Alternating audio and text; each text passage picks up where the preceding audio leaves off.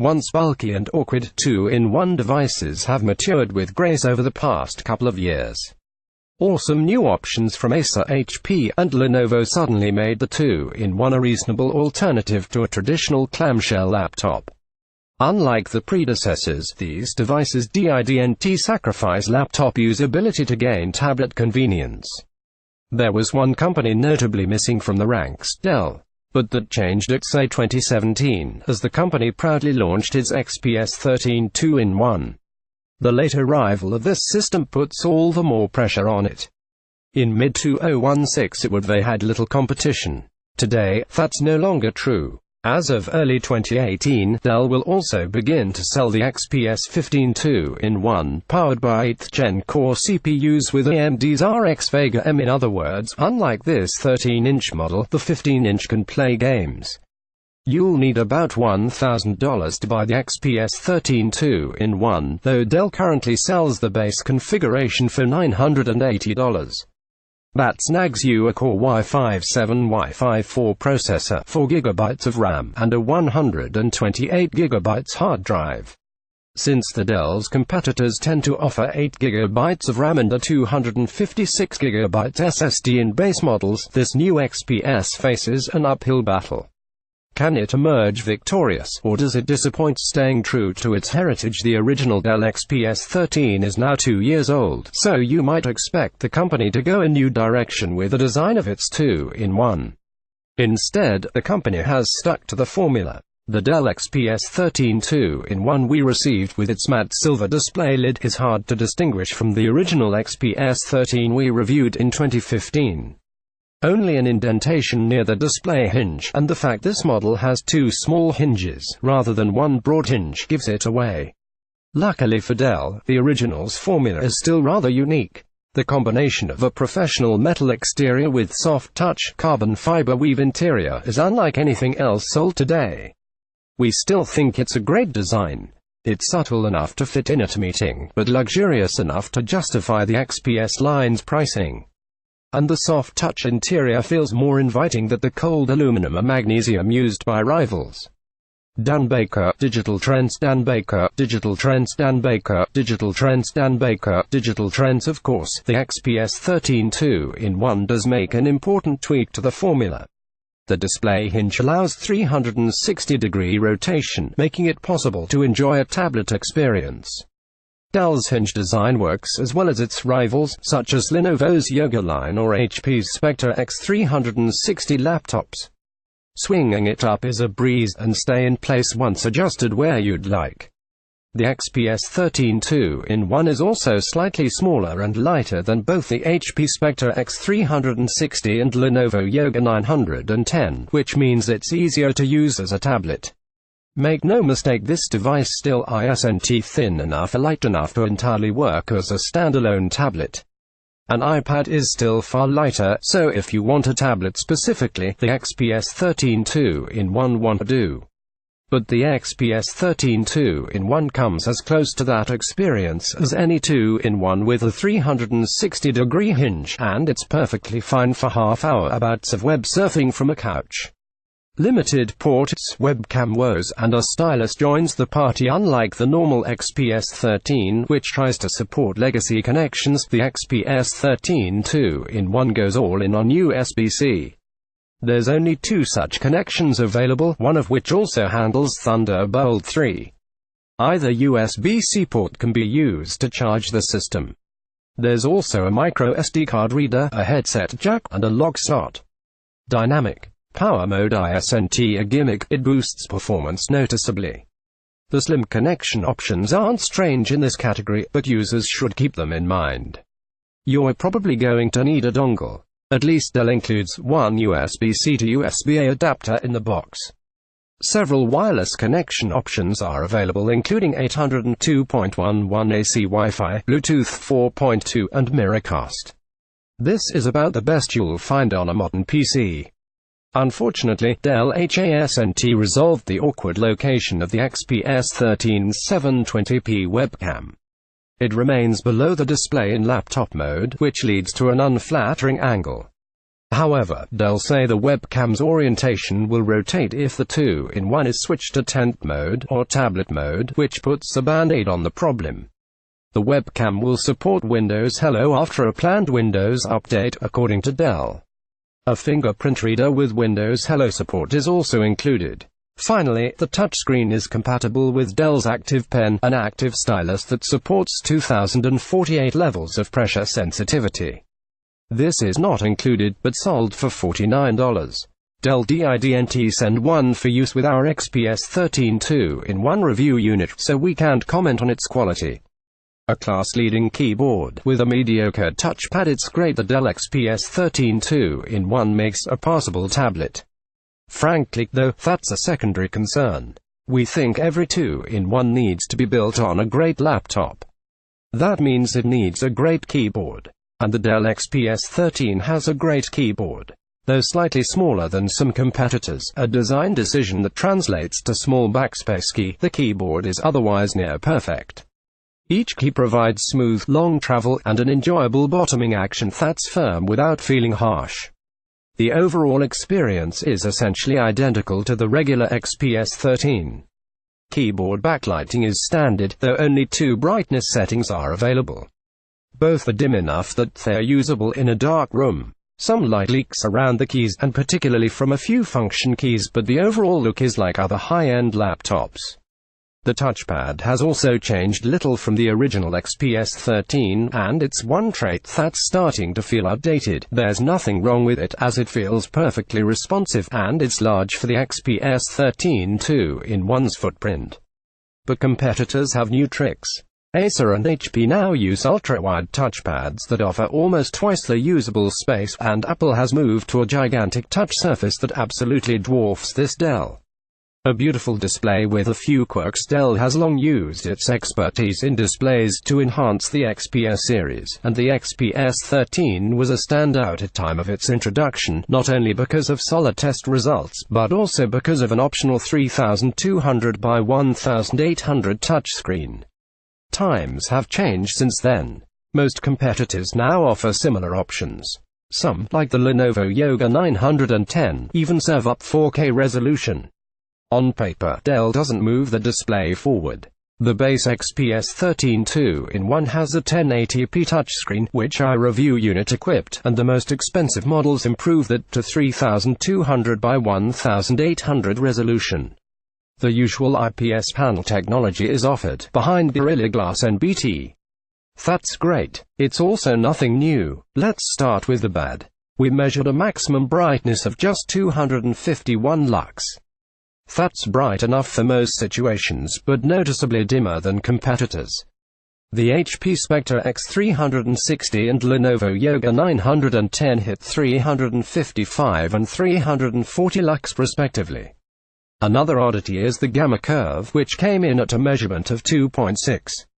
That indicates a display that skews way darker than it should. And indeed, blacks do appear overly dark on the XPS 13 2-in-1. These oddities are balanced by solid results elsewhere. The color gamut spans 97% of sRGB and 75% of Adobe's. Both numbers are a point or two behind the Dell's main competitors. However, the XPS 13 2-in-1 produced an excellent contrast ratio of 1120:1. That's on par with contrast standouts like the MacBook Pro 13 and the Surface Book 2. As mentioned, the XPS 13 2-in-1's display is not bright, so strong contrast comes from excellent black level performance. It's clear this 2-in-1's display makes some sacrifices, and those sacrifices won't work for everyone. We're not sure why the backlight is so dim, or why the gamma skews so dark. Still, in subjective viewing, we were impressed by the screen. It delivers vibrant color and inky blacks, traits that help high-quality videos and games pop. A professional photographer won't be pleased with this screen, but a more casual user will come away impressed. The speakers don't stand out. The XPS 13 2-in-1 has speakers, and they produce sound. Moving on. Seriously, sound quality is not a priority for this system, and it shows. The speakers don't sound bad, and they provide clear sound in most situations, at most volumes. but they're not loud, and they don't sound crisp, good enough for a meeting or a podcast, but inadequate for watching a movie. You'll want to pair it with headphones or external speakers. Dell's Dynamic Power Mode isn't a gimmick. The XPS 13 2-in-1 is thinner and lighter than the normal XPS 13, yet retains an equally excellent keyboard and bundles in touchscreen. Something had to give, and that something is the processor. Dell has opted for Intel's low-powered Y-series processors, formerly known as the Core M line. These chips are designed to draw less power, but suffer a performance penalty for it. Our review unit came with the Core Y77 Y75, while base models of the XPS 13 come with the Core Y57 Y54. To eke every ounce of performance from the Y-series, Dell has introduced a feature called Dynamic Power Mode. Normally, the Intel processor works with a maximum thermal design power TDP of 7 watts. With Dynamic Power Mode, Dell can temporarily increase that to 9 watts. It's like bumping up the rev limiter on a high-performance sports car, without the risk of blowing the engine. Does it work? Geekbench 4's single-core test gives Dynamic Power Mode a chance to strut its stuff. The XPS 13 2-in-1 actually beat the HP Spectre X360, which is powered by a 15-watt Core Y7750U. It also left the Acer Spin 7 in the dust, despite the fact Acer's system was reviewed with the exact same processor. The benefit becomes harder to see in the Geekbench 4 multi-core test. The XPS 13 2-in-1 does fall behind the HP Spectre X360 and Lenovo Yoga 910, but it also continues to run rings around the Acer Spin 7. The XPS 13 2-in-1 is over 25% quicker than the Spin 7. So far so good, but there is some bad news. Handbrake held back the XPS 13 2-in-1, which required over 30 minutes to transcode our 4K test clip to by .265. That's actually a bit longer than the Spin 7, and twice as long as the HP and Lenovo. That result is not unusual. Handbrake is the worst enemy of the Y-series, because it forces the chip to run flat out for a long time. Eventually the processor, which is passively cooled, hits its power peak. It simply can't sustain maximum performance long enough to complete the test. The question, then, is how you plan to use your system. In most situations, the XPS 13 2-in-1 performs surprisingly well, giving little ground to competitors with chips that draw more power. If you plan to run the processor-demanding task for a half hour, though, the XPS 13 2-in-1 will fall behind. We think Dynamic Power Mode does its job. Just be aware of its limits. We doubt many readers are considering the XPS 13 2-in-1 for video editing, a similar processor-heavy work, but if you are, think again. You'll need a larger laptop for that. Unlike the HP Spectre X360 and Lenovo Yoga 920, Dell didn't give the XPS 13 2-in-1 an 8th gen update in 2017.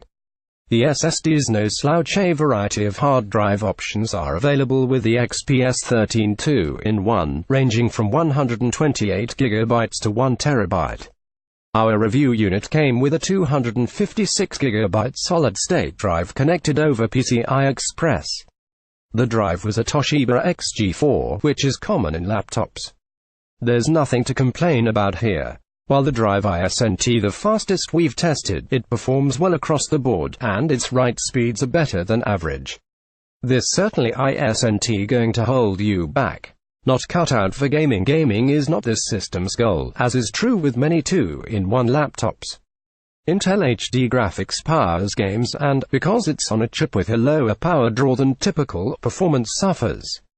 Dynamic Power Mode does not apply here.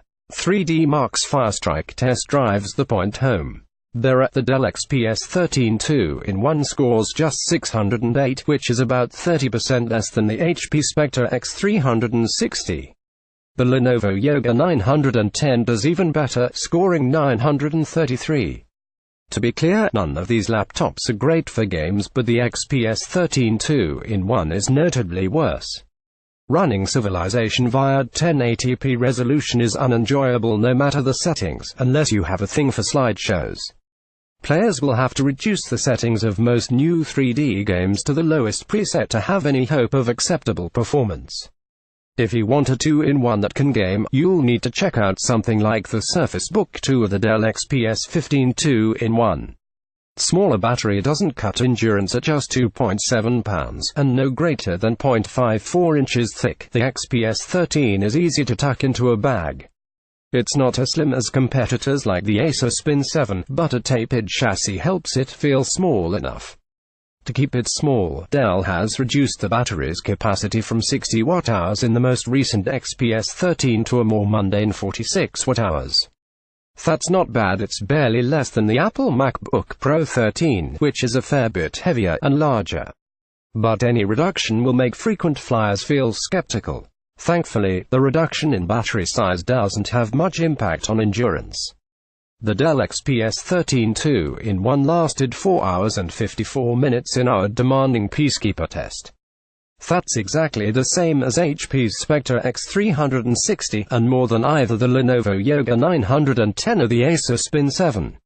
The Dell XPS 13 with Core i7-7500U processor does last slightly longer, hitting 5 hours and 7 minutes. The XPS 13's design remains unique. Our 1080p video loop extended the battery to 10 hours, 37 minutes, which exceed the Core i7-equipped Dell XPS 13, and also beats the Lenovo Yoga 910. The HP Spectre X360 lasted just 6 additional minutes. It's clear that Dell's reduction in battery size hasn't compromised endurance. The XPS 13 2-in-1 lasts longer than average. Denote, however, that versions with a 3200 by 1800 display will not last quite as long, due to higher power draw from the screen. A bit too much bloat. The XPS line has always foregone the bloatware, and there's little to be found on the XPS 13 2-in-1. McAfee antivirus does make an appearance, complete with an upgrade nag screen, and there's also a Dell warranty sign-up. Warranty information: Dell ships the XPS 13 2-in-1 with a 1-year warranty. That's typical for a notebook, no matter its price. However, Dell does offer a unique support plan called Premium Support. The company says this plan, which starts at $89 per year. This plan activates onboard diagnostics that can advise you of a problem, such as hard drive failure, before it happens, and schedule a fix before the failure occurs. It's an interesting option, but it's hard to say if it's worth the price. Our take: we gave the Dell XPS 13 2-in-1 our best of computing at SAE 2017. Handing out such an award is always a risk. Sometimes a device doesn't hold up to closer scrutiny.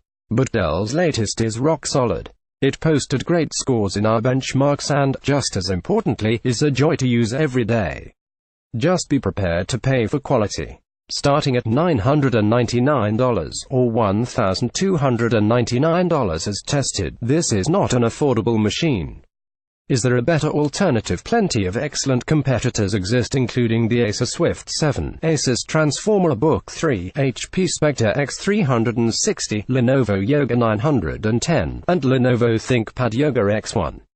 Many of these systems are quite good, but the HP Spectre X360 is the 2-in-1 to beat, especially the updated 8th Gen model. The Lenovo 2-in-1 got an 8th Gen update in 2017 as well, with a Yoga 920. Unlike both of those devices, the XPS 13 2-in-1 didn't get an update to the most recent Intel CPU architecture. The DT accessory pack choosing between the Dell and the HP is difficult.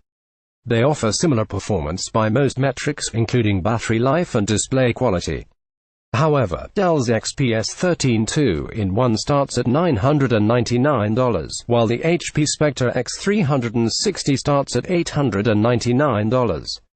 HP also bundles twice the RAM and hard drive space in its base model, both of which are upgrades you'll notice every day. Dell's advantage lies in its size. It's noticeably smaller than the HP in every dimension, and that makes it easier to use as a tablet. In addition, there are now high-power 2-in-1 devices that could be considered. The 13-inch Surface Book 2 comes with a discrete GPU and manages some insane battery life. Unfortunately, it starts at $1,499. Once it hits store shelves, the Dell XPS 15 2-in-1 also can play games, though again, it starts at a higher cost of $1,299. How long will it last? The XPS 13 2-in-1 has a 7th generation Intel processor technology, and most models equip a solid-state drive that connects over PCI Express. Bluetooth 4.2 is supported, though wireless AD is not. Still, this laptop is as future-proof as any sold today. Should you buy the Dell XPS 13 2-in-1's strength lies in how well it melds the productivity of a laptop with the convenience of a tablet. Like the HP Spectre X360 and Lenovo Yoga 910, it's a great laptop, and it's more usable as a tablet than either. We recommend shoppers go for the step-up models, rather than the baseline entry, and if you do, you'll end up with one of the best 2-in-1s ever made.